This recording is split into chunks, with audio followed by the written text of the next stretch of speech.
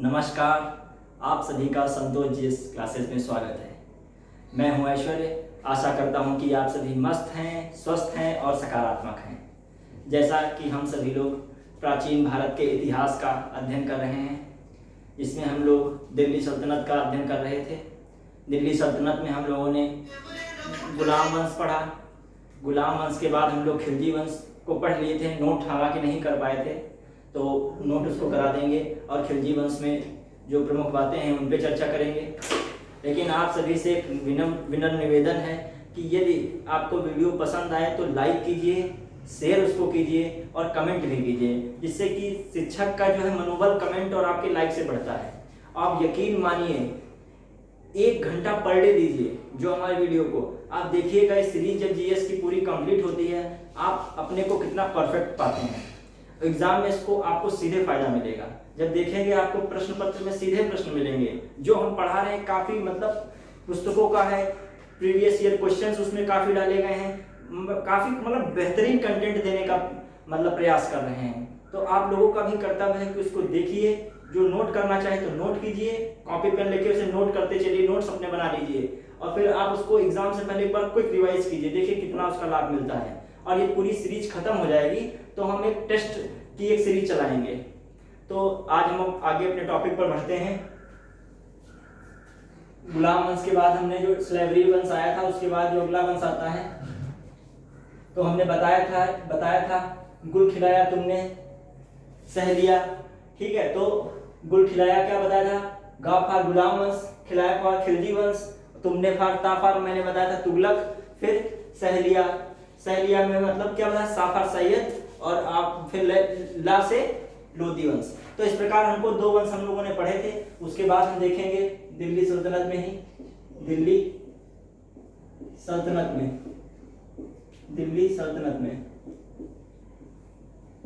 सल्तनत में गुलाम हो गया था। गुलाम को मामलूक वंश भी कहते हैं, दास वंश कहते ही हैं। गुलाम वंश ये सीधे किसके गुलाम थे? गौरी के गुलाम थे। गुलाम वंश के बाद आता था खिलजी वंश। इस पर चर्चा करनी है, हालांकि बता दिया था हमने, फिर उस पर बताते चल रहे हैं। खिलजी वंश अब देखते हैं। उसके बाद हम लोगों को तुगलक वंश पढ़ना होगा। तुगलक, फिर सैयद, फिर लोधी। तो मेन जो है इसका खिलजी वंश रहता है। खिलजी वंश के बाद तुगलक वंश। और खिलजी वंश में जो है प्रमुख जो है अलाउद्दीन खिलजी का रहता है। उससे प्रश्न काफी बनते हैं। मतलब खिलजी वंश का मतलब भी समझ लीजिए अलाउद्दीन खिलजी है। तो इसलिए हम लोग खिलजी वंश को काफी तरीके से पढ़ेंगे, क्योंकि इसकी जो चीजें हैं लागू समय हुई कुछ चीजें जो वर्तमान परिदृश्य में वो फॉलो की जा रही हैं, कुछ जो इसकी चीजें हैं। तो अब हम देखते हैं खिलजी वंश में। हमने बताया था खिलजी वंश से पहले थोड़ा सा हम गुलाम वंश में चलते हैं। गुलाम वंश में बलबन का हम जानते हैं। बलबन ने क्या किया था? उसकी नीतियां थी काफी कठोर थी। वो अपने को श्रेष्ठ बताता था, कहता था कि हम ईरान के शहंशाह जो है आफरसियाब के वंशज हैं। उसकी जो नीति थी रक्त और फौलाद की थी। वही जब यहाँ पे आ जाएंगे खिलजी में अलाउद्दीन की, तो इनकी थी रक्त और तलवार की। तो आप समझ सकते हैं दोनों की नीतियां कहीं ना कहीं कठोर रही हैं। उसके भी हमने देखा सजदा पाबोस, इस तरीके से नौरोज उत्सव उसके में संबंधित था। तो हम लोग बलबन क्या पढ़ रहे थे। हालांकि बलबन को जो है मंगोलों से काफी सामना करना पड़ा। जो कहते हैं मंगोलों का सबसे ज्यादा प्रभाव किसने झेला है, तो बलबन ने झेला है। उससे पहले इल्तुतमिश ने तो मकबरनी को जो है सहायता देने से मना किया, तो मंगोलों से छुट्टी पा गए। उससे पहले कुतुबुद्दीन ऐबक के समय इतना मंगोलों का आक्रमण का खतरा नहीं था। देखा सबसे जो लाहौर में बलबन ने मंगोलों को पीछे भी किया, लड़ाई भी मंगोलों से की। तो प्रश्न आता है कि मंगोलों का अटैक सबसे ज्यादा किस समय हुआ, तो बलबन, इल्तुतमिश, कुतुबुद्दीन ऐबक और अलाउद्दीन खिलजी, तो कहेंगे बलबन। ठीक है, तो उसके बाद आते हैं ये एक चीज जरूर बलबन में थी, केंद्रीय सत्ता जो दिल्ली सल्तनत में स्थापित हुई पहली बार सही से, तो बलबन ने ही स्थापित की उसको। हालांकि वो उसकी नीतियां काफी कठोर थी, वो अलग बात है, लेकिन केंद्रीय सत्ता जो स्थापित उसके समय होने के बाद जो आती है, दोबारा जो विस्तार होता है, तो अलाउद्दीन खिलजी के समय होता है। तो पहले देखेंगे खिलजी वंश की शुरुआत। जो संस्थापक हैं जलालुद्दीन खिलजी होते हैं। जलालुद्दीन खिलजी जो होते हैं उत्तर पश्चिम क्षेत्र के क्या होते हैं, मेन सेनापति होते हैं। जब इधर का देखते हैं गुलाम वंश में कैमूर जो होता है बिल्कुल कमजोर शासक हो जाता है, तो वो क्या होते हैं, जलालुद्दीन खिलजी गद्दी संभालते हैं। जलालुद्दीन खिलजी का मानना होता है कि जो शासित होता है जलालुद्दीन खिलजी, जलालुद्दीन जलालुद्दीन खिलजी खिलजी क्या है? संस्थापक हैं, संस्थापक किसके? खिलजी वंश के। तो ये मानते हैं कि जो जनता होती है उसका समर्थन आवश्यक होता है, मतलब शासित वर्ग का समर्थन को उचित मानते हैं। तो शासित वर्ग में सबसे ज्यादा उस समय भी हिंदू थे, क्योंकि जो हिंदुओं का मतलब यहाँ बहुसंख्यक समाज था, तो ये हिंदू वर्ग को प्रधानता देते थे, मतलब राजनीति को धर्म से अलग मानते थे, इनका मानना था। ये उदार थे उस मामले में। लेकिन इनके समय कुछ चीजें घटित होती हैं, तो उनके बारे में हम चर्चा करेंगे। जो अलाउद्दीन खिलजी इनके ठीक विपरीत होता है, उसकी नीतियां काफी कठोर रहती हैं। तो अलाउद्दीन खिलजी क्या होता है? जलालुद्दीन खिलजी के समय कई सारे युद्ध अभियान होते हैं, तो उसमें एक युद्ध अभियान होता है देवगिरी का दक्षिण में। तो अलाउद्दीन खिलजी वहां भेजा जाता है, तो वो जीत आता है, काफी लूटता है वहां देवगिरी को, दक्षिण में पड़ता है। आगे देवगिरी की बहुत चर्चा रहेगी। तो दक्षिण में लूटता है देवगिरी को, तो फिर वो बहुत अचूक संपत्ति मिलती है। तो जलालुद्दीन को पता चलता है कितनी इसने संपत्ति पाई है, तो ये उससे मिलने जाते हैं। और ये अपनी सेना इसलिए नहीं ले जाते हैं कि उनको लगता है अलाउद्दीन खिलजी डर जाएगा हमसे, तो हमसे मिलेगा नहीं। और अलाउद्दीन खिलजी का षड्यंत्र होता है कि कैसे भी इनको बुलाया जाए और कम सेना के साथ बुलाया जाए, इनको यहीं पर साफ कर दिया जाए और हम जो है दिल्ली सल्तनत को संभालें। तो वे जाते हैं, अपने सैनिकों को नहीं भी लेके जाते हैं, और कुछ गुप्तचर इनके बनाते हैं, मत मिलिए जाके वहाँ, वो एक षड्यंत्र रच रहा है। तो उसके बाद ये गंगा नदी के तट पे जाते हैं, और वहीं जो है गंगा नदी के पास ही जलालुद्दीन खिलजी को, इनका जो है अलाउद्दीन खिलजी का सेनापति, वो पीछे से वार करता है। साथ में जो है अलाउद्दीन खिलजी इनका सर धड़ से अलग कर देते हैं, साथ में सर को जो है टपकता हुआ खून उसको पूरे जगह घुमाते हैं, दिल्ली ले जाते हैं और अपना राज्यारोहण करते जाते हैं। तो वो तो अलाउद्दीन खिलजी के स्थापना की बात हो जाती है, मतलब अपने राज्य का कैसे वो राज्याभिषेक करता है और अपना दिल्ली सल्तनत को संभालता है। अब जलालुद्दीन खिलजी के समय प्रश्न में क्या रहता है? प्रश्न में देखें तो अलाउद्दीन खिलजी के समय एक तो इनके में कड़ा का विद्रोह होता है, कड़ा या मानिकपुर, कड़ा का विद्रोह, इलाहाबाद या कड़ा का विद्रोह, कड़ा का विद्रोह। एक इनके में हो जाता है जो है रणथंभौर का, रणथंभौर अभियान, रणथंभौर अभियान, रणथंभौर अभियान, रणथंभौर अभियान हो जाता है। उसके बाद देखते हैं ये देवगिरी का भी अभियान होता है, देवगिर भी कहीं कहीं लिख देते हैं, देवगिर अभियान।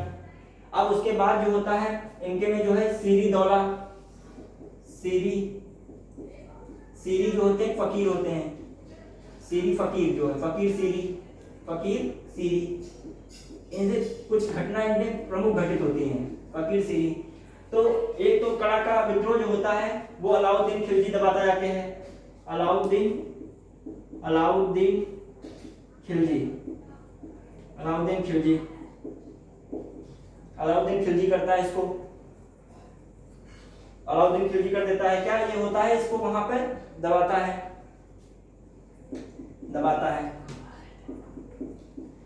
है इसके कड़ा के विद्रोह को। अब उसके बाद जो रणथंभौर का विद्रोह होता है, ये जलाते हैं जलालुद्दीन खिलजी यहाँ पे, लेकिन वहां पे क्या होता है, जीत नहीं मिलती है, ये वापस चले आते हैं, विजय नहीं मिलती है, विजय वापस चले आते हैं, मतलब रणथंभौर किले को जीत नहीं पाते हैं। फिर जो है रणथंभौर के किले के बाद जो क्या आता है, देवगिरी में क्या रहता है, जलालुद्दीन खिलजी का जो सीन रहता है देवगिरी में क्या रहता है, ये देवगिरी को लिए किसको भेजते हैं, अलाउद्दीन खिलजी को भेजते हैं देवगिरी। वहां से लूटता है ये देवगिरी को अचूक संपत्ति लूटता है, और फिर उसी के जब लूटता है तो ये क्या जाते हैं, ये मिलने जाते हैं वहां पे संपत्ति लेने, लूटता है संपत्ति लेने जाते हैं। और गंगा नदी के तट पे, गंगा नदी के पास फाफामऊ पड़ता है जगह, गंगा नदी के पास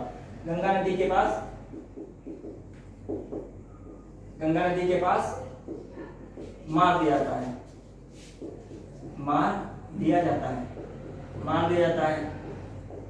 किसको मार दिया जाता है, इनको खत्म कर दिया जाता है। कौन मारता है, अलाउद्दीन खिलजी मारता जाके, ये मार देता है, ये खत्म हो जाते हैं। इसके बाद इससे प्रश्न क्या रहते हैं, ये आता है रणथंभौर का सबसे पहले अभियान किसने शुरू किया था, अलाउद्दीन खिलजी की जगह जलालुद्दीन खिलजी की। अभी अलाउद्दीन खिलजी का भी आएगा रणथंभौर, तभी प्रश्न पहले किसने आया, तो ये रहते हैं। देवगिरी को लूटने के लिए कौन जाता है इनके समय? अलाउद्दीन खिलजी जाता है। और फकीर सीरी जो होते हैं, साध होते हैं, ये एक फकीर होते हैं, तो इनको जो है विद्रोह करते हैं तो हाथी के नीचे इनको कुचलवा देता है जलालुद्दीन खिलजी। तो ये रहता है सीरी का। अब हम जलालुद्दीन खिलजी से जुड़ी इंफॉर्मेशन देख चुके हैं और ये काफी है। इनको एक और चीज कहा जाता है, ये उदार शासक होते हैं, उदार शासक हैं, उदार शासक मतलब एक प्रकार से धर्मनिरपेक्ष है। धर्मनिरपेक्ष मतलब ये है हिंदू और मुस्लिम दोनों को लेके चलना चाहते हैं, हिंदू मुस्लिम, मुस्लिम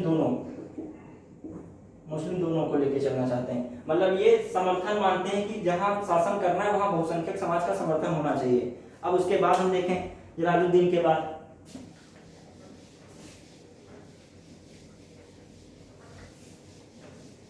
जलालुद्दीन पहले क्या रहता था, अमीर वर्ग और जो है राजा का समर्थन जो करते थे उनके बीच लड़ाई रहती थी राजगद्दी के लिए। जो राजा कमजोर दिखता था, सम्राट सुल्तान, तो वो अमीर वर्ग अपना सरदार बैठाना चाहते थे, तो इसकी वो लड़ाई होती थी। इसी के षड्यंत्र में अगला जो राजगद्दी लेता था।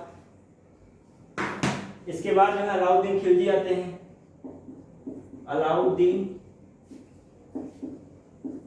खिलजी मूवी देखी होगी सबने शायद हमारी समझ से, खली बली गाना है इसका है। अब इसके बाद देखें जो इसके बाद देखते हैं अलाउद्दीन खिलजी में, ये काफी इंपॉर्टेंट रहता है खिलजी वंश में, क्योंकि इसी से इसके जो कुछ सुधार आते हैं वो पूछे जाते हैं। तो पहली बात तो इसने जो है राज्यारोहण किया। राज्यारोहण हमने बताया किस प्रकार उनको मार के किया है जलालुद्दीन खिलजी को।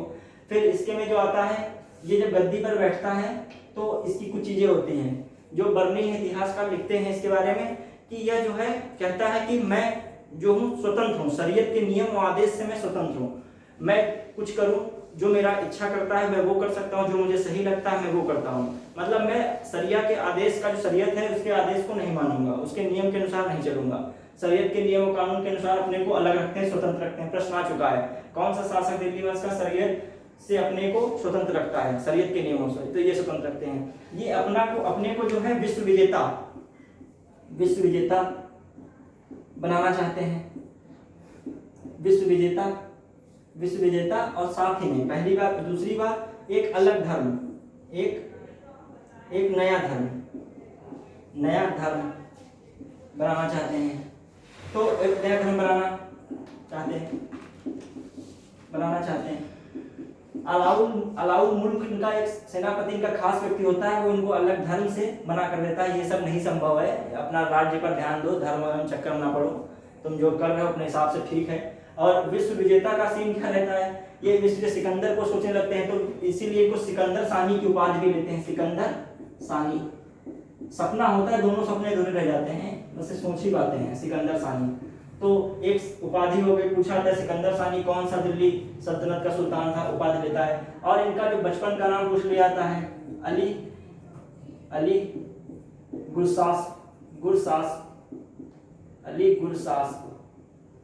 गुरसास किसका बचपन का नाम होता है, इनका होता है। ये अली गुरसास अलाउद्दीन खिलजी के नाम से गद्दी बैठते हैं। अब इनकी नीतियां क्या रहती हैं, ये जो है सोचते हैं कि विद्रोह ना हो पाए कैसे भी, तो ये उत्सव वगैरह को नहीं होने देते हैं। दावत है, उत्सव, उस पर एक प्रकार से रोक लगाते रहते हैं। और मदिरा वगैरह जो है मादक पदार्थों का भी ये रोक लगाते हैं। साथ ही साथ क्या करते हैं, जो भी भूमि उनके पास होती है, कुछ चौधरी लोग होते हैं, मुकद्दम होते हैं, सूदखोर होते हैं, तो चौधरी वगैरह से क्या करते हैं, ये जमीन को ले लेते हैं, उसको खालसा भूमि में बदल देते हैं। खालसा भूमि का मतलब अपने पास, मतलब राजा के पास सारी जमीन पर हक हमारा होगा, उस पर जो हम लेंगे, टैक्स लेना होगा, जितना भी लेना होगा हम लेंगे। इसी चक्कर में इनका जो है विद्रोह भी अंदर अंदर बढ़ता रहता है। तो जिससे हैं ये, जिसे मुकद्दम है, मुकद्दम चौधरी,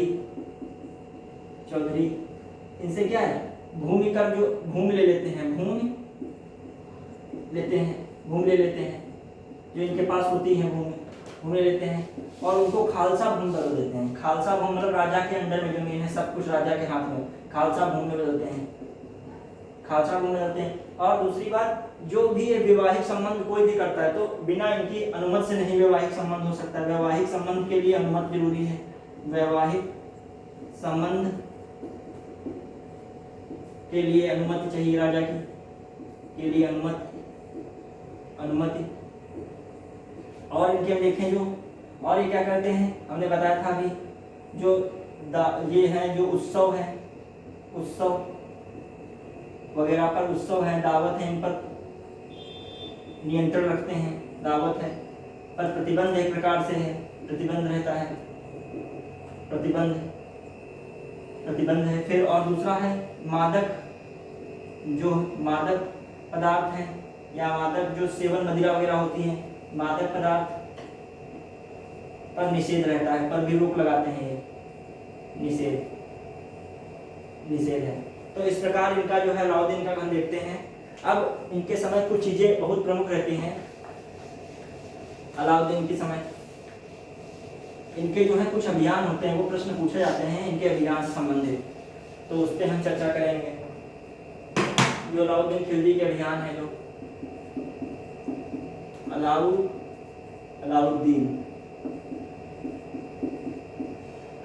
के अभियान जो है, एक तो दक्षिण अभियान होता है, दक्षिण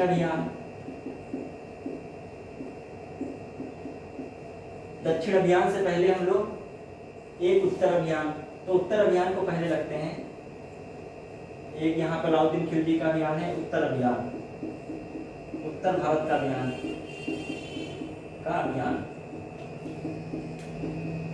ये अलाउद्दीन खिलजी क्या होता है, ये ज्यादा अपने आसपास मतलब दिल्ली को अपनी राजधानी के रूप में रखता है, तो दिल्ली के आसपास ही जो है हम सब शासन चलाएं, दूर के क्षेत्रों को अपने अधिकार में नहीं रखना चाहता। मतलब अधिकार तो बना रहे, राजा इसके अधीन है, लेकिन वहां सीधा प्रत्यक्ष जो है शासन नहीं करना चाहता है। कहां पर, जो दूर के राज्य हैं, वो चाहता है कि दूर के राज्य जो है हमारे अधीन बने रहें और हमको आते जाते रहें और हमारी सारी आज्ञा का पालन करें, समय समय पर कर नजराना जिस प्रकार जो हम मांगे वो देते रहें, बस इस प्रकार का। ये मतलब भारत का विस्तार अपने सीधे प्रत्यक्ष नियंत्रण में नहीं करना चाहता। कौन, ये अलाउद्दीन खिलजी। तो ये दक्षिण के विजय तो करता है दक्षिण के क्षेत्रों में, लेकिन वहां से चला आता है, उनको अपने अधिकार क्षेत्र में नहीं लेता है। ये बस दिखाना चाहता है कि हम जो है वीर हैं, योद्धा है, और दूसरी ओर वहां से अचूक संपत्ति ले आता है, लूटता है वहां को, दक्षिण जगह से जो अपने चीजें मिलती हैं, संपत्ति को, जेवरात, सोना जो भी मिलता है, तो इस प्रकार का। अब उत्तर भारत का इसमें इसके विजय अभियान जो रहते हैं, गुजरात रहता है, गुजरात, ठीक, अब रहता है गुजरात के बाद रणथंभौर रहता है। ये 3 विजय अभियान इसके बहुत इंपॉर्टेंट है, पूछे जाते हैं, रणथंभौर। फिर इसके बाद जो रहता है रणथंभौर, चित्तौड़। ये 3 इसके विजय अभियान रहते हैं, चित्तौड़। अब गुजरात का विजय अभियान जो है, बघेल वंशी शासक जो होते हैं, कर्ण देव होते हैं, कर्ण बघेल वंशी, कर्ण सिंह जो होते हैं, कर्ण बघेल लिख देते हैं, कर्ण सिंह जो होते हैं, कर्ण होते हैं। अब ये जो कर्ण होते हैं, इन पर ही हमला करता है कौन सा, अलाउद्दीन खिलजी। राजस्थान के रास्ते जाता है, इन पर हमला करता है। जो चित्तौड़ के जो राजा होते हैं, इनको अपने वहां से जगह निकलने का वो नहीं देते हैं, रास्ता नहीं देते हैं अलाउद्दीन। यही कहीं ना कहीं चित्तौड़ पे हमले का कारण बनता है आगे जाके। तो जब इनको जो है क्या होता है, इनसे युद्ध होता है, तो युद्ध में ये हार जाते हैं, तो इस पे भी इनका अधिकार हो जाता है गुजरात पे। तो मिलान में आता है कर्ण सिंह, कर्ण नाम से आता है, कर्ण करके कर्ण भी लिखा जाता है। तो गुजरात का संबंध इनसे है। कौन सबसे, और अलाउद्दीन का पहला जो है अभियान होता है गुजरात को क्यों जीतना चाहते हैं, क्योंकि गुजरात से बंदरगाह जुड़े होते हैं, बंदरगाह से व्यापार रहता है, बंदरगाह से व्यापार है। दूसरा, ये मध्य गंगा जो क्षेत्र है उसके कहीं ना कहीं रास्ता पड़ता है पूरा, ये गुजरात से मध्य गंगा का जो मतलब द्वार क्षेत्र है, बहुत उसमें संपत्ति का आना जाना काफी रहता है व्यापार दृष्टि से, वो भी बहुत महत्वपूर्ण है इस दृष्टि से। तो मध्य भारत को जोड़ता है, मध्य भारत को जोड़ता है। अब युद्ध में घोड़ों की बहुत जरूरत पड़ती है, तो ईरान अरब से जो घोड़े आते हैं वो ईरान अरब से आते जब हैं, तो गुजरात बंदरगाह पे ही उतरेंगे, तो इसीलिए भी जरूरी है ये घोड़े वगैरह, घोड़ों का आयात है, घोड़ों का आयात कहाँ से जैसे है, ईरान अरब से, तो इसलिए इसको गुजरात बहुत जरूरी होता है जीतना, ईरान अरब। तो गुजरात जीतता है तो समझिए इसकी दृष्टि का मतलब जो मजबूत मिल जाता है, इसको मजबूती काफी मिल जाती है इसके शासन को। अब उसके बाद जो आता है अगला रणथंभौर विजय आती है। रणथंभौर विजय में इसकी देखते हैं हम क्या रहता है, यहाँ के शासक हमीर देव होते हैं। हमीर देव लड़ाई काफ़ी करते हैं, इनको काफ़ी समय 1-2 महीने तक जो है किले के चारों ओर तक इनको भागना दौड़ना पड़ता है अलाउद्दीन खिलजी को, लेकिन फिर अंत में इनको सफलता मिलती है। जो हमीर देव होते हैं हार जाते हैं। इनकी वाइफ जो है रंग देवी, इनको लिए चला जाता है, शादी करता जाके है, विवाह करता है। इनकी जो वाइफ होती हैं बघेल की कमला देवी, कमला देवी को लिया जाता है, शादी करता अलाउद्दीन खिलजी। लेकिन रंग देवी जो होती हैं उनको नहीं ले जा पाता है, हम बता गए, इनको नहीं, क्योंकि जौहर कर लेते हैं। जौहर एक होता है कि जब सैनिक जो उनके पति होते हैं बाहर युद्ध में पता चलता है हारने पे हैं और मतलब वापसी नहीं होगी, तो एक प्रकार का जो है वहाँ पे आग जलाई जाती है, उसमें जौहर सब करते हैं, लपटों में समा जाते हैं जो महिलाएं, तो वो जौहर होता है। तो रंग देवी जौहर करती है, नहीं मतलब इनसे विवाह होता है, इनसे विवाह कर लेता है, शादी कर लेता है। फिर जो है फिर उसका टारगेट क्या होता है, सबसे पावरफुल मेन गुजरात होता है, लेकिन सबसे शक्तिशाली रणथंभौर होता है। रणथंभौर को भी जीत लेता है हमीर देव, ये पृथ्वीराज के वंशज होते हैं हमीर देव। फिर मतलब पृथ्वीराज इनका वंशज होता है। फिर चित्तौड़ पे आता है, सेकंड पावरफुल, फर्स्ट तो ये रणथंभौर होता है, इसको जीत लेता है, सेकंड पे ये रहता है, सेकंड पे चित्तौड़ को भी जीतता है। चित्तौड़ के उस समय राजा कौन होते हैं, रतन सिंह होते हैं, रतन सिंह राजा।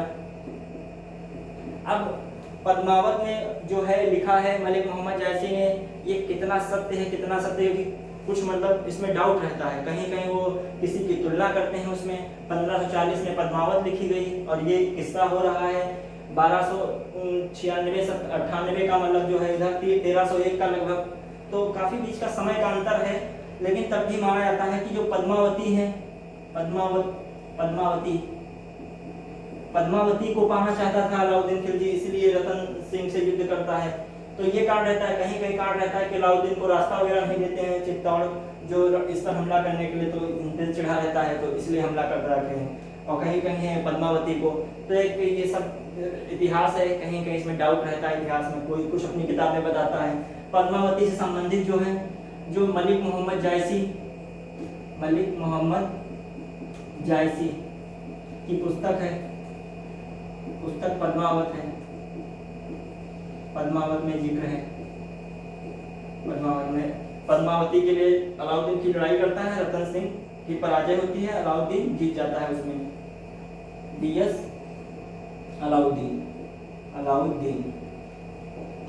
अलाउद्दीन की विजय होती है। अब उसका समझ लो उत्तर भारत उसका कवर था, मालवा क्षेत्र तो जीत ही चुका होता है, इनसे सबसे पहले मालवा भी जीत लिया होता है। तो मेन जो है खासकर राजस्थान के जो मुख्य पड़ते थे, जो रणथंभौर चित्तौड़, उनको विजय प्राप्त कर चुका होता है। अब उसको जो है दक्षिण का रहता है सीन, दक्षिण में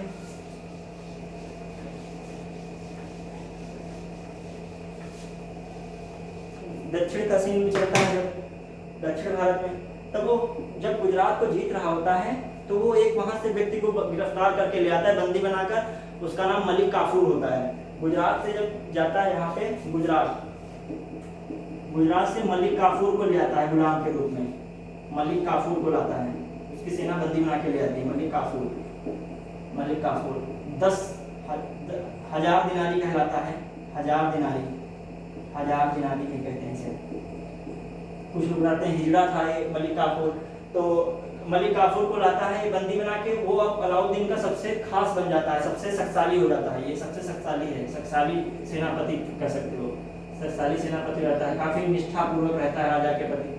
तो अब इसको क्या है, दक्षिण भारत की विजय अभियान में भेजते हैं, किसको, मलिक काफूर को दक्षिण भारत अभियान पे। तो देवगिरी जाता है,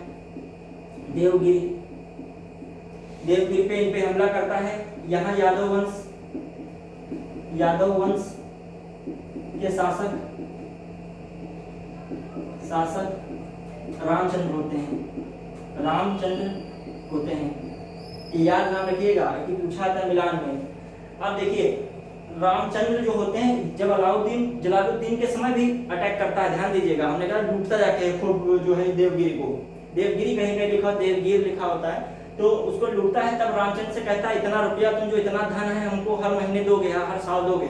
तो ये क्या करते हैं, हाँ कर लेते हैं, लेकिन ये देते नहीं है। तभी दोबारा फिर भेजता है मलिक काफूर को। मलिक काफूर सीधे इनको लिए चले आते हैं, इनके पास पेश करते आते हैं कि अब क्या। तो ये फिर जो है सब कुछ इनसे हर प्रकार की गद्दारी समझ लो, जो भी मतलब है, इनकी हर बात को समझता है, मतलब इनकी हर बात को मानता है। तो इसको राय की उपाधि भी देते हैं, राय इनकी उपाधि। ये कौन सी उपाधि देते हैं इसको? राय रायन की उपाधि, राय रायन उपाधि, अनुपात देते हैं, खुश हो जाते हैं।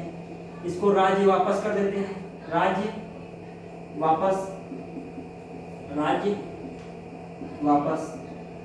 अब इसी की सहायता से जो है अलाउद्दीन खिलजी को दक्षिण में विजय का काफी मार्ग प्रशस्त हो रहा है, क्योंकि दक्षिण का देवगिरी होता है, इसको सारी चीजें वहां की लगभग पता होती है, भौगोलिक स्थिति, कौन सा राजा क्या है। और उस समय इसका काम आसान क्या कर देते हैं, आपस में जो दक्षिण के राज्य लड़ रहे होते हैं, जैसे होयसल जो होते हैं, द्वार समुद्रम होयसल, ये लड़ रहे होते हैं वारलंग से तेलंगाना के, और नीचे जो है मदुरई के भी आपस में लड़ाई कर रहे होते हैं, सभी मदुरई के जो पांडे हैं वो लड़ाई कर रहे होते हैं, तो उसका फायदा अलाउद्दीन सीधे उठाता है। तो उसके बाद जो है वारलंग माबर कहते हैं उसी को, माबर मदुरई, इस पर भी ये कह सकते हो विजय चलता है अलाउद्दीन खिलजी का। जो कौन सा मैन ये जीतता है, मलिक काफूर, इनको तो इनके पास पेश करता है, तो इनको ये खुश हो जाते हैं रामचंद्र को, सीधे देवगिरी भी इनको वापस कर देते हैं, साथ में दिल्ली का एक जिला भी देते हैं रामचंद्र को गिफ्ट के रूप में, और इनको उपाधि भी देते हैं। लेकिन इनकी सहायता से वारलंग, माबर, मदुरई वगैरह को भी विजित करते हैं। लेकिन क्या करता है अलाउद्दीन खिलजी, इनको सीधे मतलब कहने का मतलब अपने राज्य में प्रत्यक्ष शासन के रूप में नहीं रखता है, बस विजिट करके लूट लाट के चला आता है, अपने इनको भेज के जो है, इसको अपने शासन में सीधे नहीं रखता, उसको पता होता है इतनी दूरी का सिस्टम है। अब उसके बाद हम देखें, इसके बाद देखते हैं तो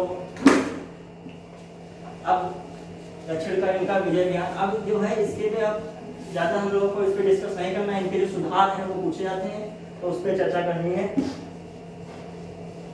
अलाउद्दीन खिलजी,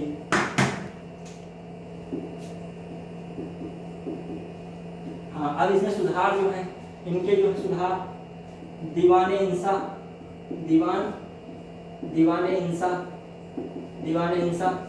दीवान ए अर्थ जो होता है उसको उसमें को बढ़ाते हैं, दीवान, चलो उस पर भी चर्चा करते हैं। दीवान ए अर्थ, उसको भी जाते हैं, दीवान ए आरिज भी लिखा होता है कहीं पे यार, उसमें सुधार करते हैं, सुधार, क्योंकि इसकी जो स्थापना कौन करता है, बलबन करता है, स्थापना बलबन करता है अपने समय में, बलबन, लेकिन इसमें सुधार और ये करते हैं अलाउद्दीन खिलजी।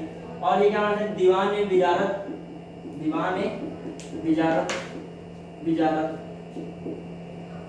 विजारत की स्थापना करते हैं कौन, और सारे अलाउद्दीन खिलजी कर रहे हैं, ये भी कर रहे हैं, दीवान ए विजारत, दीवान ए रियासत, और दीवान ए मुख्तराज हम इधर लिखे जा रहे हैं, दीवान ए मुख्तराज, तो परीक्षाओं में इसी से प्रश्न ज्यादा पूछे जाते हैं, दीवान ए मुख्तराज। जाना जानने की इसमें इतनी जरूरत नहीं, बस जान लीजिए किससे संबंधित है। आता है पहली बात है किसके शासनकाल में बने, तो अलाउद्दीन खिलजी के शासनकाल में व्यवस्थाएं बनाई गई, संस्था बनाई गई, और इनका विषय क्या था, मतलब किस चीज से है, तो ये जो है दीवान ए मुख्तराज, ये राजकोष होता है, राजस्व जो वसूला जाता है, राजस्व से संबंधित है कि जो भी राजकोष आता है, कैसे कर को बढ़ाया जाए, ये सब इसी में हो, फिर कैसे संचित किया जाए, ये दीवान ए मुख्तराज का काम होता है, मुख्तराज। दीवान ए इंसा, पत्राचार्य का काम होता है इसमें, जैसे पत्राचार्य का जैसे लेटर आते जाते हैं, इसमें सचिवालय समझ लीजिए, जो जैसे राज्य का सचिवालय लखनऊ में है, देश का सचिवालय दिल्ली में है, तो सचिवालय का काम पत्राचार होता है, पत्राचार सचिवालय का काम, सचिवालय हो गया।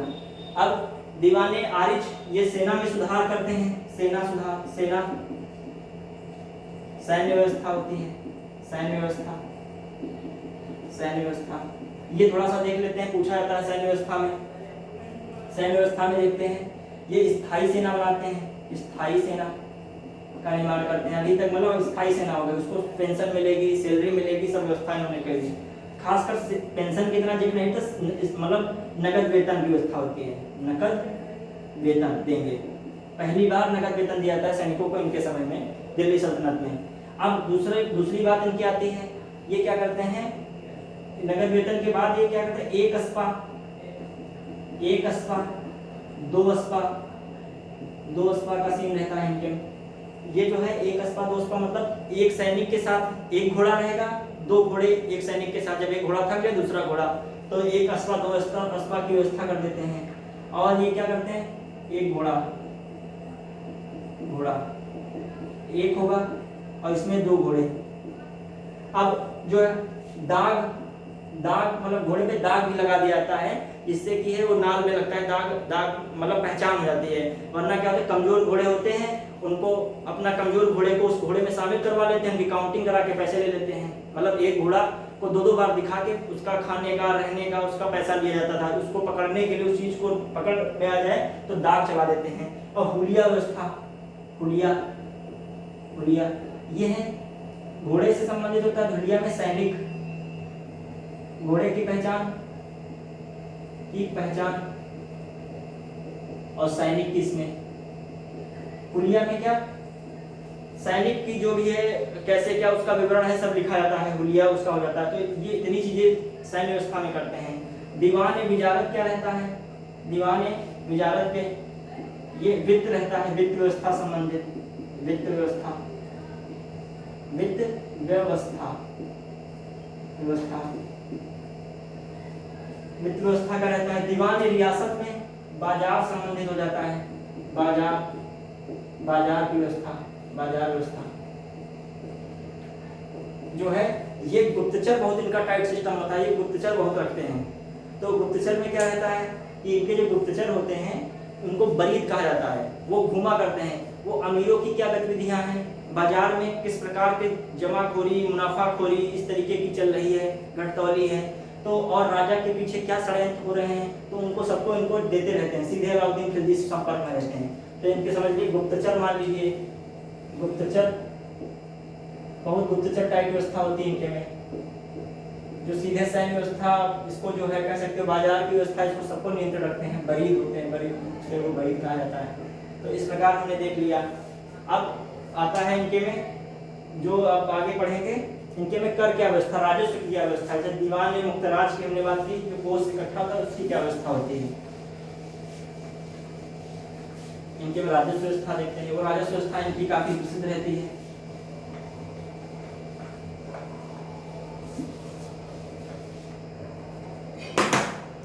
इनकी राजस्व व्यवस्था, राजस्व व्यवस्था ये जो है इनके में क्या चलता है, कर जो होता है, कर बहुत ज्यादा हाई फाई लेते हैं, कहने का मतलब फसल की पैमाइश करवा लेते हैं, नपाई करा लेते हैं, उसका जितना होता है 50% इनको कर चाहिए होता है अलाउद्दीन खिलजी को। किसान पैसे भी दी, जमींदार पैसे भी उसको दे, कर चाहिए 50% कर लेते हैं। उपज का वो भी पैमाइश वाला, जो नाप से उपज आती है फसल की, तो जो है 1/2 उपज का, 1/2 उपज का 1/2 भाग कर लेते हैं, सबसे ज्यादा कर व्यवस्था। अब कर को नगद में भी लेते हैं, नहीं दम है तो अन्न के रूप में तो कर देना पड़ेगा। और ये जो है जो सब भूमि का जो लेखा जोखा होता है, भूमि का लेखा जोखा, लेखा जोखा, लेखा जोखा, लेखा जोखा, लेखा जोखा किससे करते हैं, मसाहत पद्धति से, मसाहत पद्धति होती है इनके। प्रश्न आ चुका है एक बार तो पूछा गया था, मसाहत पद्धति किस शासक की देन, किस शासक ने किस वंश से संबंधित है। उसमें वंश क्या मतलब दिल्ली सल्तनत, मुगल काल ऐसे दिया था, मौर्य काल जो है आगे के जो है उन्होंने दिया, जैसे कश्मीर काल मतलब कश्मीर के कारकोट वंश, इस तरीके के 4-5 वंश लिख दिए थे। तो मसाहत पद्धति सीधे दिल्ली सल्तनत पे टिक लगाएंगे। और जो व्यवस्था पूछी जाए तो खिलजी में आती है। इसकी जो इकाई होती जाके है बिस्वा, बिस्वा में इसकी इकाई रहती है, बिस्वा के हिसाब से लेते हैं, बिस्वा इकाई रहती है। अब आगे देखें और इनके कर कितने रहते हैं, कर पे बात की जाए। इनके कर किस प्रकार के होते हैं, एक जो होता है जकात कर होता है, जजिया कर होता है, जजिया, जजिया कर, एक खुम्स होता है, खुम्स कर, खुम्स होता है, खराज लेते हैं, खराज, और साथ में एक अलग से कर आता है यहाँ पर घरी कर, घरी कर, और एक जो है चली कर। इतने कर इनके रहते हैं, पूछे जाते हैं, इनमें से कोई एक कर उठा लिया जाता है और खर को पूछ लेते हैं। जकात क्या करता है, ये इस्लाम से भी ले जाता है, जो मुस्लिम होते हैं उनसे भी ले आता है, मुस्लिमों से भी होता है, या इसमें मुस्लिम भी शामिल, इसमें मुस्लिम भी शामिल है, मुस्लिम भी शामिल। जजिया में क्या रहता है, जजिया में ये हिंदुओं से कर लिया जाता है, हिंदुओं से कर। अब खुम्स जो होता है, खुम्स में क्या होता है, ये जैसे मान लीजिए 5 भाग हैं खुम्स, जैसे 5 भाग होते हैं, तो 5 भाग में देखा जाए 5 भाग खुम्स में होते थे। राजा जब लूटता था तो जैसे लूट का सामान आया तो उसका 5 भाग हुआ, तो 4/5 भाग एक हुआ, 1/5, तभी तो 5 होता है पूरा।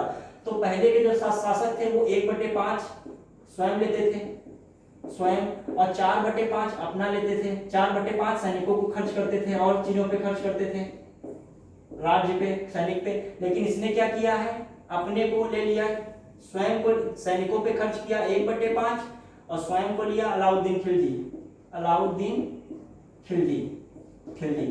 AK लिख सकते हैं, AK अलाउद्दीन खिलजी। अपने को क्या रखता था 4/5, स्वयं 4/5 रखता था, ये उल्टा कर दिया इसने। तो ये हो गया। खराज ये एक प्रकार का भूमिकर था, भूमिकर, ये भी भूमिकर जकात भी था। आय पे भी ले लेते थे, भूमिकर पे भी ले लेते थे। आय का 2.5% कहीं पे दिखाया है जो आय होती थी। और घरी कर था, हाउस टैक्स वर्तमान का, जो घर बनाते थे, झोपड़ी है, मकान है, छोटे मोटे सब पे कर लेते थे। चरी कर क्या होता था, दुधारू पशुओं से लिया जाता था, दुधारू पशुओं पर। क्यों? क्योंकि चारागाह जो हम दे रहे हैं उसको खाते हैं, तो इसलिए उनको टैक्स देना पड़ेगा। तो इस प्रकार जो है इनके इस प्रकार कर हो जाते हैं। तो हमने इस प्रकार अलाउद्दीन खिलजी को देख लिया और इनसे संबंधित जो प्रश्न पूछे जाते हैं उस पर भी चर्चा कर ली गई। लगभग हर दृष्टिकोण पर प्रकाश डाला गया। एक दो चीजें देख लेते हैं। जैसे एक आता है इनके में, एक चीज जो है इनके जो कह सकते हो साहित्य से संबंधित बातें हैं। इनके इनके में अमीर खुसरो आता है, जो तूतिया हिंद कहते हैं। अमीर खुसरो इनका राज इनके समय में होता है। अमीर खुसरो, तूतिया हिंद, तोते हिंद भी लिख देते हैं, कहीं के प्रश्न में आ जाता है। और दूसरा जो है इनका जो है हसन दहलवी, ये है भारत का सादी, इसे कहा था। प्रश्न आ चुका, भारत का सादी किसे कहा था? हसन दहलवी को। दहलवी साहब याद रखना है बस। हसन दहलवी जो है क्या रहता है, भारत का सादी। अब अमीर खुसरो के समय 8 शासकों का देखते हैं, ये शासनकाल 8 शासकों का। अब अमीर खुसरो की कुछ पुस्तकें हैं, उनका मैच द कॉलम आ जाता है, जैसे उनको भी देखें। खुजाइन अल फुतूह,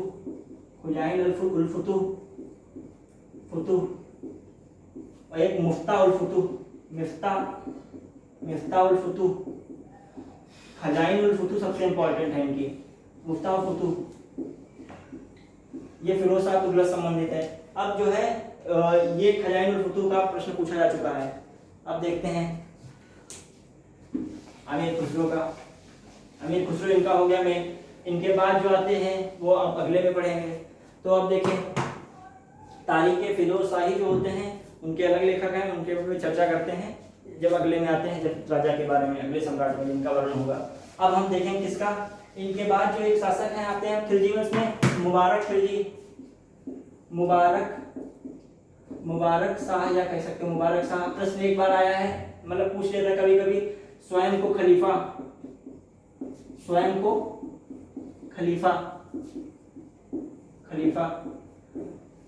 की उपाधि ली, स्वयं को खलीफा की उपाधि ग्रहण की, स्वयं को खलीफा की उपाधि के रूप में जाना अपने को। स्वयं की उपाधि कौन सी? इन्होंने खलीफा की उपाधि अपने आप को कह ली। ये आता है खलीफा की उपाधि किसके संबंधित है, किसने स्वयं को खलीफा कहा? ये मुबारक शाह ने। उसने क्या कहा था? उसने खलीफा से जो भी किसी उपाधि को लेना स्वीकार नहीं किया था। उसने खुद ही कहा था कुछ जो उसका सिद्धांत अलाउद्दीन खिलजी का बलबन से मिलता था। बलबन भी कहता था जो राजा है, शासक है, सुल्तान है, कह सकते हो, वो ईश्वर का प्रतिनिधि होता है। पैगंबर के बाद दूसरा जो होता है पूजनीय समझिए वो शासक होता है। तो इनका भी मानना था ईश्वर का प्रतिनिधि ही शासक है, तो हमें किसी खलीफा से लेने की, सुल्तान की जरूरत नहीं, हम स्वयं अपने आप में सुल्तान हैं, उसका मानना था। अब उसके बाद जो देखें खिलजी वंश हो गया।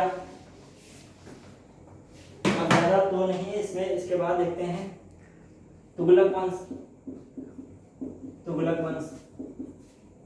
खिलजी वंश चला था 1290 से 1320, ये चलता है 1320 से 1414 तक तुगलक वंश। तुगलक वंश की स्थापना जो है गयासुद्दीन तुगलक करते हैं, गयासुद्दीन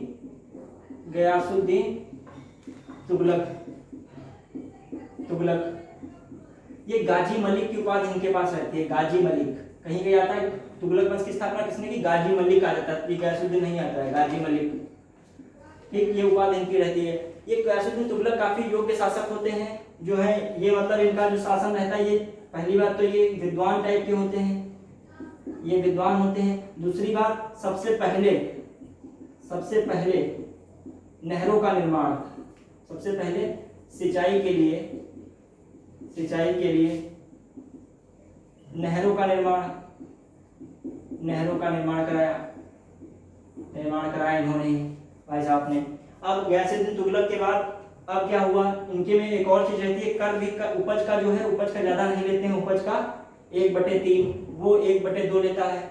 तो इस प्रकार इनका देखें कुछ न कुछ इनका सही दिखता है जो मामला आता है। फिर इसके बाद जो आते हैं वो इतना इनका इम्पोर्टेंट, ये भी एक इम्पोर्टेंट रहता है कि ये जो है वारलंग को जो अलाउद्दीन खिलजी शासन के रूप में नहीं रखना चाहता था। ये क्या होता है, इनका विस्तार सबसे अधिक रहता है, वो वारलंग को भी साम्राज्य में, कहने का मतलब दक्षिण भारत के राज्य भी शामिल हैं, इनके राज्य भी शामिल।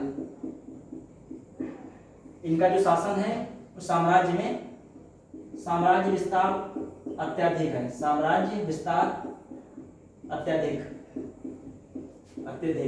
कहने का मतलब जो है वो जो अलाउद्दीन खिलजी को आगे बढ़ा देते हैं, अलाउद्दीन खिलजी जो भी मिलता है उसको और क्षेत्र में इनका इनसे विस्तार अलाउद्दीन खिलजी ज्यादा रहता है गयासुद्दीन तुगलक का। अब इनके आप आगे देखते हैं, इनमें इनका इतना महत्वपूर्ण रोल नहीं रहता है, बस गाजी मलिक की उपाधि ज्यादा पूछी गई है, कई बार पूछी जा चुकी है, गाजी मलिक। इस प्रकार से नहरों का निर्माण सबसे पहले किसका श्रेय जाता है, लेकिन सबसे अधिक नहरों का निर्माण फिरोज शाह तुगलक हो जाएगा, जो उसके बाद देखेंगे तुगलक वंश में। अब आते हैं दूसरे मोहम्मद बिन तुगलक।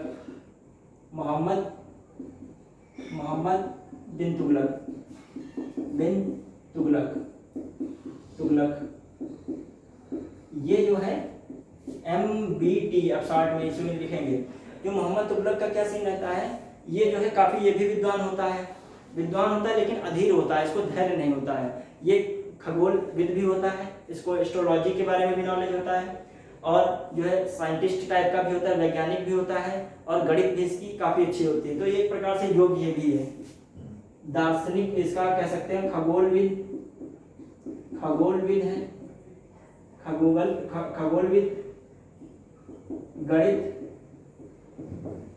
और दर्शन, इनके सब में इसको इंटरेस्ट रहता है। लेकिन ये थोड़ा सा इसको पागल टाइप का भी कहा जाता है कि संकी होता है, अधीर रहता है, कोई भी चीज होता है अधीर में करता है, अधीर में, उतावलेपन में रहते हैं। और इस जो ये है, इसके बारे में और बातें की जाती हैं। जब ये मरता है इसके बारे में तो इसमें बदायूनी कहते हैं, बदायूनी संबंधित है। जिसको मरता है तो इसको क्या कहते हैं, राजा को जनता से या प्रजा से प्रजा को राजा से मुक्ति मिली, प्रजा से राजा को मुक्ति मिली। और इसके में क्या रहता है, ये जो है काफी, ये भी धर्मनिरपेक्ष टाइप का होता है, ये कठोर नियम नहीं बनाता है। ये हिंदू त्योहार होली को धूमधाम से, होली उत्सव में भाग लेने वाला शासक पहला दिल्ली सल्तनत का होता है, होली उत्सव को मनाता है, रंग वगैरह खेलता है। ज्योतिष को इसको बहुत वो होता है, इंटरेस्ट होता है, रोड चीजों को भी बहुत मानता है, कभी कोई रंग के कपड़े पहन के घूमता है, कभी कोई रंग के, तो इस प्रकार का व्यक्ति होता है। अब उसके बाद देखेंगे मोहम्मद बिन तुगलक में इसकी जो योजनाएं रही उससे जुड़ी हुई चीजें आती हैं, और ज्यादातर इनकी चीजें असफल रहती हैं, क्योंकि ये योजना बनाते हैं फिर उस पर ज्यादा विचार विमर्श नहीं करते, सीधे उसको लागू करते हैं। इनके में ये रहता है, अधीर रहते हैं। मोहम्मद बिन तुगलक MBT की बात कर रहे हैं। एक तो ये है, अपनी राजधानी बदलते हैं। पहला, राजधानी परिवर्तन। उत्तर से दक्षिण ले जाते हैं। किसको बनाते हैं? देवगिरी को बनाते हैं। देवगिरी कहीं आता है, कहीं गिर भी लिख देते हैं, देवगिरी। इसको नाम भी बदल देते हैं, इसका नाम दौलताबाद कर देते हैं, दौलताबाद। और इसके बाद वो भी क्या होता है, ये दक्षिण को संभालने के लिए आते हैं, देवगिरी राजधानी बनाते हैं। लेकिन जब वहां राजधानी बन जाती है, 1 साल तक रुकते हैं, देखते हैं सब उत्तर का मामला सब जा रहा होता है इनके हाथ से, तो इनको लगता है कि दक्षिण को संभालेंगे तो उत्तर छूट जाएगा, उत्तर को संभालेंगे दक्षिण चला जाएगा, तो इसीलिए अपनी राजधानी फिर वहीं ले आते हैं। ये भी इनकी योजना असफल रहती है। फिर गंगा, जब जो गंगा का दोआब होता है, गंगा का दोआब, गंगा यमुना का दोआब, यमुना का दोआब, दोआब में कर वृद्धि करते हैं, कर वृद्धि करते हैं। उनको लगता है कि वहां बढ़िया भूमि तो ज्यादा हम कर रहे हैं, लेकिन वहां भी बहुत विद्रोह होने लगता है, तो वो भी कहीं ना कहीं इनको, इनके शासन के लिए घातक हो जाता है। अब इसके बाद जो आता है, सांकेतिक मुद्रा का चलन करते हैं, सांकेतिक मुद्रा, सांकेतिक मुद्रा को चलाते हैं। क्यों? क्योंकि उस समय पूरे विश्व क्षेत्र में, मध्य एशिया, एशिया में चांदी की कमी पड़ रही थी, चांदी की मुद्रा चल रही होती इससे पहले, तो उसने चांदी की मुद्रा की जगह हम कांसे की मुद्रा चलाएं। कांसा का मुद्रा जो होती है तांबे और टिन से मिलकर बनती है, तो उसकी मुद्रा चलाने का प्रयास करते हैं, तो लेकिन वो चल नहीं पाती क्योंकि उसकी नकली मुद्राएं छपने लगती हैं, तो वो बंद हो जाती है प्रकार से, तो वो चल नहीं पाती, तो ये भी असफल रहता है। फिर अपनी वही चांदी वाली मुद्रा पे आ जाते हैं और राज्य कहीं ना कहीं कमजोर हो जाता है, उसमें चांदी की काफी कमी होती है, तो ये मान लीजिए इनकी मुद्रा भी चलन में नहीं आती है। और इनका एक जो है खुरासान अभियान चलता है, खुरासान एक अभियान अपने समय करते हैं, अभियान, और कराचिल अभियान, कराचिल अभियान, 2 अभियान इनके रहते हैं। अब इनके में जो है इतना ही मेन जो है तुगलक वंश में देखा जाए, किसके बारे में? मोहम्मद बिन तुगलक में। और इनके में जो व्यवस्था आती है, इसकी देखेंगे, जो दीवान ए कोही, ये पूछा जाता है, इसमें इंपॉर्टेंट इनका रहता है दीवान ए कोही, ये कृषि विभाग समझ होता है, कृषि विभाग, कृषि विभाग समझिए। तो जो किसानों के लिए कैसे सिंचाई की व्यवस्था बढ़ाई जाए, कैसे उनको कर उनसे लिया जाए, कैसे उनमें जो है जो और प्रकार की उनको योजनाएं दी जाए, ऋण दिया जाए, तो इस प्रकार की व्यवस्थाएं रहती हैं। दीवान को ही कृषि विभाग जो है, इन्होंने कृषि की ओर ध्यान दिया तुगलक में, जो मोहम्मद बिन तुगलक, तो इनके समय की बड़ी उपलब्धि रहती है। तो तुगलक वंश संबंधित हमने देख लिया।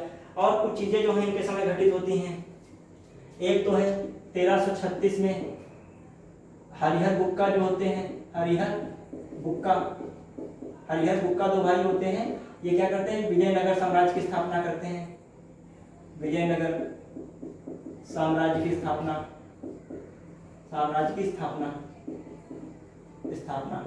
तो विजयनगर साम्राज्य की स्थापना में संगम वंश की शुरुआत होती है। संगम वंश के बाद सालू वंश आता है, सालू के तुलु आता है, तो इसमें कृष्णदेवराय आता है, उसकी अमुक्त माल्यार्थ बहुत पुस्तक फेमस है, जब ये वंश पढ़ेंगे तब आएगा, इतना इसमें है नहीं, छोटा मोटा टाइप टॉपिक है, लेकिन इनके समय ही होता है तो इसलिए इंपॉर्टेंट हो जाता है। ये कृष्ण तुंगभद्रा नदी के पास होता है, कृष्णा की सहायक नदी। और बहमनी साम्राज्य की भी स्थापना होती है 1343-46 में। वही जो है एक बहुत फेमस दार्शनिक आता है इब्न तुता, इब्न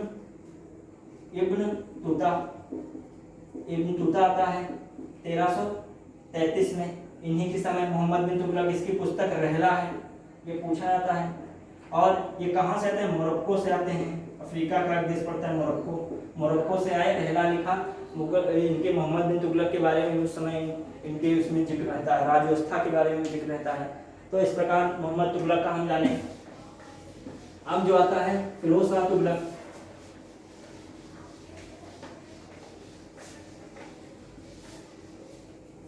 अलाउद्दीन खिलजी की जो देखा जाए हौज या अलाई बनाई, अलाई दरवाजा, कुछ चीजें अलाउद्दीन खिलजी की, अलाई दरवाजा बहुत फेमस रहता है दिल्ली का। अब देखिए इनका कौन से आते हैं? फिरोज तुगलक, फिरोज शाह तुगलक,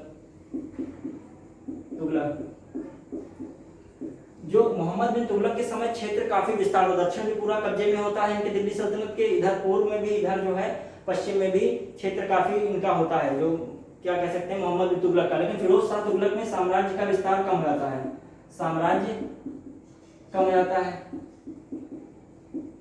कम हो जाता है, उतना तो ये योग्य नहीं होता है, न इतना वीर होता है, न इसकी कहीं लड़ाई इतनी दिखाई गई है। लेकिन इसने इसके में कुछ सुधार होते हैं, वो देखे जाते हैं। इसमें सब जजिया कर लगाता है, जजिया सर्वप्रथम ब्राह्मणों पे लगता है जजिया इसी के समय। अभी तक हिंदुओं को जजिया लग रहा था, ब्राह्मणों को छूट थी, लेकिन अब इसके समय ब्राह्मणों से भी जजिया लिया जाता है। सर्वप्रथम ब्राह्मणों से भी जजिया लिया, जजिया। इसमें क्या घटना घटित होती है, जो लिया जाता है तो बहुत ही सब आतंक मचाते हैं, दिल्ली में घेराव करते हैं, तो फिर वो मानता नहीं हो रहा था, तो अन्य हिंदू जो है इनका भी कर्ज कहते हैं कि हम तुम्हारा कर्ज जजिया के रूप में देंगे, ठीक। और एक व्यक्ति जो होता है जल भी जाता है, मतलब इनका घटना पूरी घटित होती है। जजिया लेकिन मना मतलब बंद नहीं करता है, तो जजिया लिया जाता है। जकात तो ले ही रहा होता है, जकात, खुम्स भी ले रहा होता है, और खुम्स के साथ जो है खराज भी ले रहा होता है। चरी, घरी, ये सब कर 23 प्रकार के जो कर लगभग इससे पहले शासक चल रहे थे वो सब बंद कर देता है। इसके में ये हो जाता है, जजिया होता है, ये सब कर हो जाते हैं। अब इसके बाद देखेंगे, इसके में जो है रोजगार कार्यालय बनता है। रोजगार कार्यालय पूछा जाता है, रोजगार कार्यालय किसके समय रहता है? कार्यालय जो मतलब बेरोजगार होते हैं, जो समय सिस्टम में उनको कहीं नहीं मिल रही होती नौकरी, तो ये क्या करता है, कोतवाल से कहता है कि सबकी लिखा पढ़ी करो, सूची बनाओ, तो उस आधार पर रोजगार कार्यालय कहा जाता है। प्रश्न आ चुका है, रोजगार कार्यालय, रोजगार पे किसने ध्यान दिया, या रोजगार की लिस्ट सूची बनवाई किस शासक ने? तो फिरोज शाह तुगलक ने। अब इसके में सबसे अधिक गुलाम होते हैं, ये जो होते हैं योग्य लोग होते हैं, उनको पकड़ के ले आता है काफी लोगों को, और अपने गुलाम के रूप में रखता है। बताते हैं 1,80,000 जो गुलाम होते हैं इसके समय, तो उनको शिक्षा दीक्षा देता है। जो गुलाम टैलेंटेड होता है मतलब, तो उसको शिल्पकार वगैरह कराता है, तो अपने अपने काम ही इसको देता है। कौन? ये। तो गुलामों के लिए सबसे अधिक गुलाम, सबसे अधिक ये सब प्रश्न आए हैं। इसको दीवान ए बंदगान नाम दिया, दीवान ए बंदगान, दीवान ए बंदगान। अब उसके बाद जो आता है, इसके बाद जो है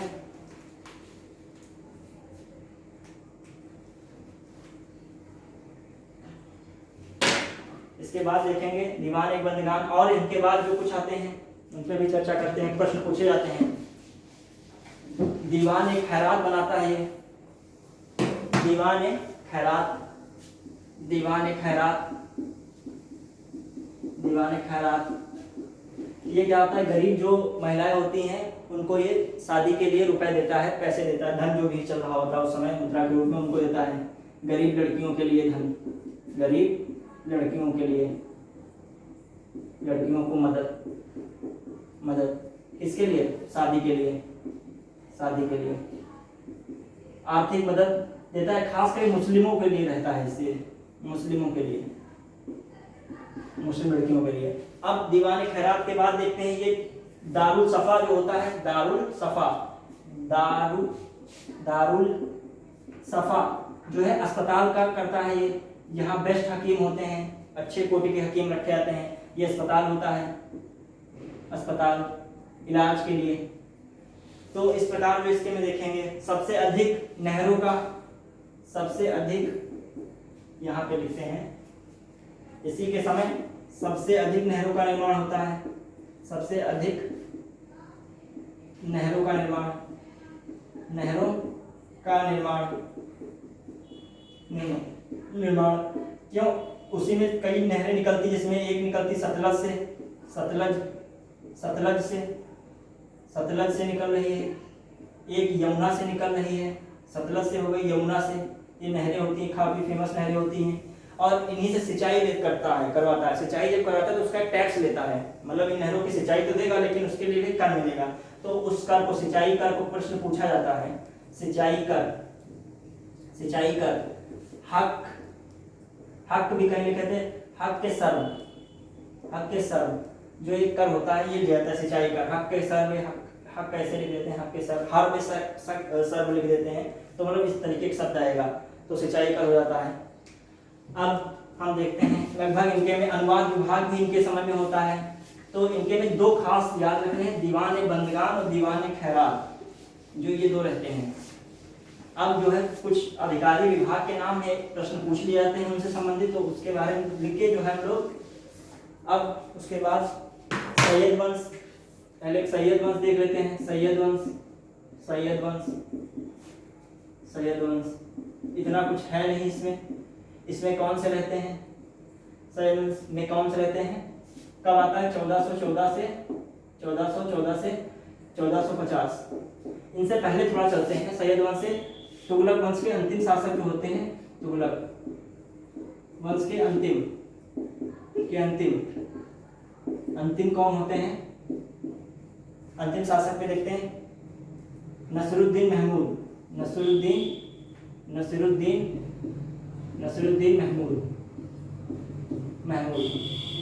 ये इसलिए इंपॉर्टेंट रहते हैं, इसमें प्रश्न पूछे जाते हैं। एक तो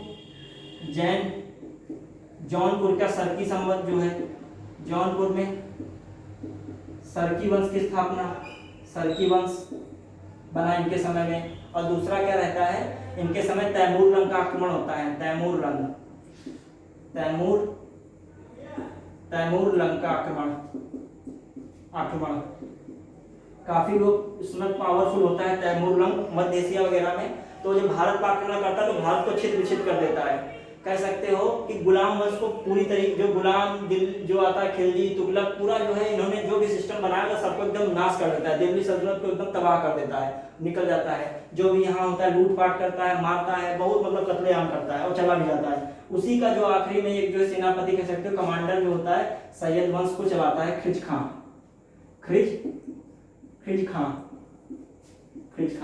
ये अपने को रैयत आला की उपाधि से मानता है। ये अपने को खलीफा ना कहता है ना सुल्तान कहता है, ये रैयत आला अपने को कहता है। रैयत मतलब किसान, रैयत आला की उपाधि से समझता है अपने को, तो रैयत आला की उपाधि। इसके बाद जो है इसमें इतना कुछ इंपॉर्टेंट है नहीं। आलम शाह कुछ कह सकते हैं, शहनामा कुछ। इसके बाद कितने शासक इंपॉर्टेंट है नहीं, शाह आलम वगैरह। अब उसके बाद हम देखेंगे सैयद वंश में मेन खिज खां रहते हैं। इनकी जोड़ कहीं ना कहीं तैमूर के शासक से रहती है, तैमूर रंग का आक्रमण, तैमूर के शासक के खास होते हैं। तो यहाँ का शासन देखते हैं, दौलत का खां होता है, उसको हरा के बैठते हैं खिज खां। अब उसके बाद लोधी वंश है। लोधी वंश में भी इतना कुछ है नहीं, लेकिन जो प्रश्न है तो उस पर हम देख लेंगे जो पूछे गए हैं या संभावनाएं पूछी जाती हैं, इंपॉर्टेंट चीजें। तो इसमें जो है लोधी वंश इसके बाद आता है। लोधी वंश 1450 से 1526। ये देखें लोधी वंश में बहलोल लोधी संस्थापक होता है, बहलोल लोधी संस्थापक है। अब क्या होता है, इसके बाद सिकंदर लोधी आता है। सिकंदर लोधी से 2-3 इंफॉर्मेशन रहती हैं। सिकंदर लोधी से 2-3 इंफॉर्मेशन क्या रहती हैं। एक तो है इन्होंने आगरा की स्थापना 1504 में, और राजधानी 1506 में राजधानी बनाते हैं। राजधानी बनाई किसको, आगरा को ही, ये सिकंदर लोधी में। और ये रहता है, इन्होंने गज सिकंदरी चलाया। गज सिकंदरी भूमि की जो नपाई की एक इकाई है, गज सिकंदरी। और ये गज सिकंदरी जो चलता है, ये आता है आगे किन शासकों ने इसको फॉलो किया, शेर शाह ने किया और अकबर ने इसी को फॉलो किया, गज सिकंदरी। अब और इनकी अपनी कविताएं लिखते हैं, प्रश्न कई बार आ चुका है। ये अपनी कविताएं किस लिपि में लिखते हैं, गुलरुखी के रूप में अपनी कविताएं लिखते हैं। गुलरुखी के रूप में कविताएं हैं।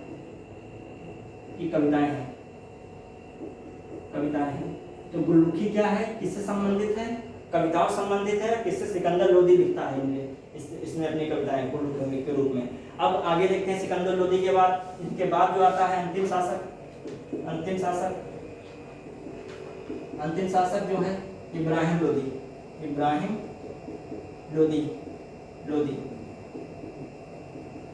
लोधी का राणा सांगा से युद्ध होता है। खतौनी का युद्ध कहा जाता है, खतौनी उसको नाम देते हैं। तो उसमें इब्राहिम लोधी को हरा देता है राणा सांगा, लेकिन जो है वो इम्पोर्टेंट टाइम नहीं। उसके बाद जो इनकी सत्ता सबसे जो कहा जाती है बीएस बाबर से होता है। बाबर इनको हराकर मुगल वंश की स्थापना करता है 1526 में।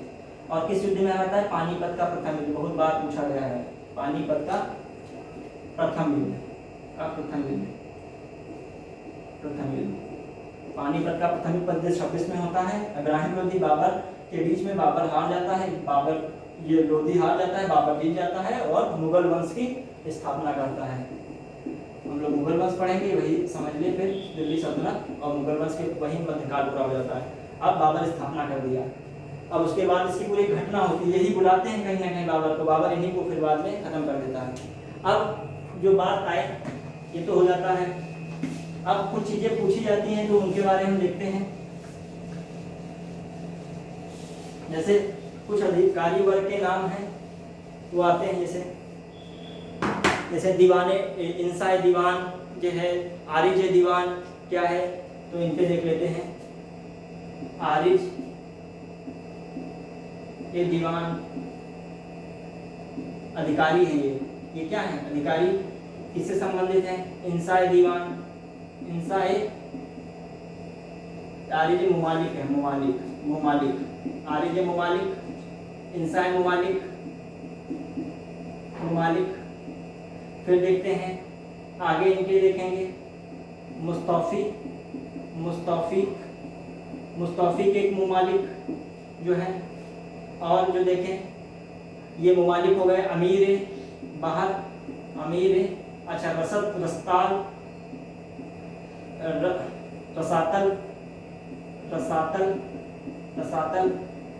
रसातल ए मुमालिक, ये जो है कुछ अभी अधिकारी के नाम पूछे थे, मैं इस कॉलम आ चुके हैं, नाम ऐसे रहते हैं। अमीर बहर,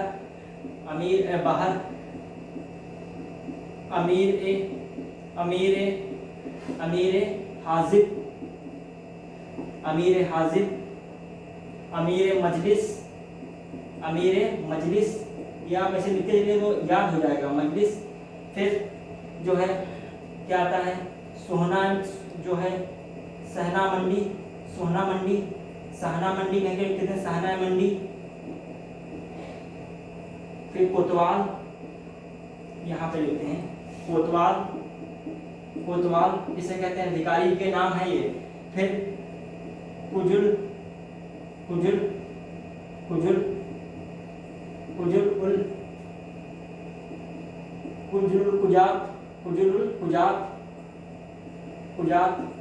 कुजात, एक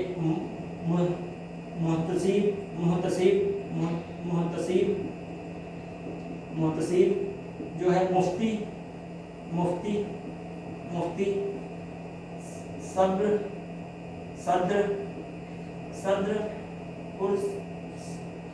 और सुदूर, ये है अधिकारी नाम से। आरिज मुमालिक इसको कहते हैं सेनापति, सेना को जो सेना का नायक होता था, सेना नायक, सेना संबंधी जो होता था प्रमुख।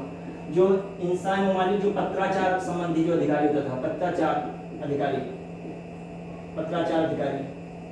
अब मौस्तफी जो होता था, इसको कह सकते हो इस समय का जो महालेखा परीक्षक,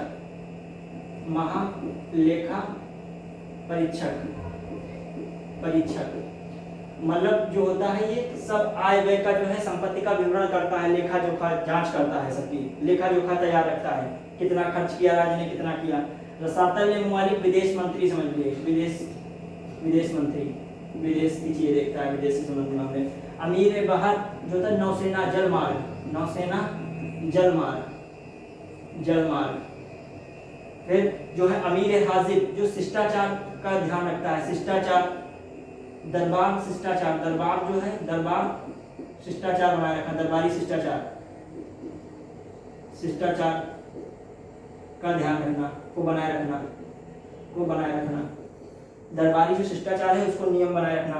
दीवान मजलिस जो उत्सव सभा के प्रबंधन को देखता है, के प्रबंधन को देखना, उसको देखना, उसका जो नेतृत्व करना, कैसे क्या कमी है कुछ भी।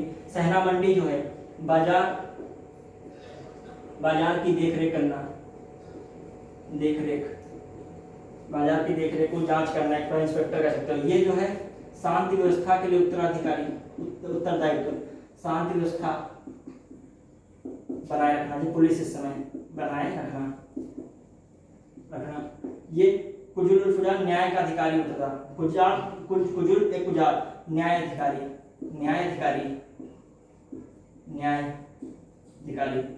और मुहतसिब, जो ये भी कह सकते हैं नैतिक आचरण को बनाए रखना, नैतिक आचरण की देख रेख करना, नैतिक आचरण, आचरण संबंधी।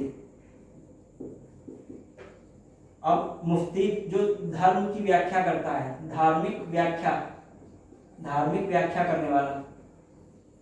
और ये है शुद्ध, और ये जो है क्या नाम, सद्र और सुदूर, ये धर्म संबंधित होता था, धर्म से संबंधित है ये, धार्मिक कार्यों की देखरेख इस प्रकार करना। ठीक है, इस प्रकार हमने जो है पूरा लगभग हम लोगों ने दिल्ली सल्तनत को अच्छे से पढ़ लिया है।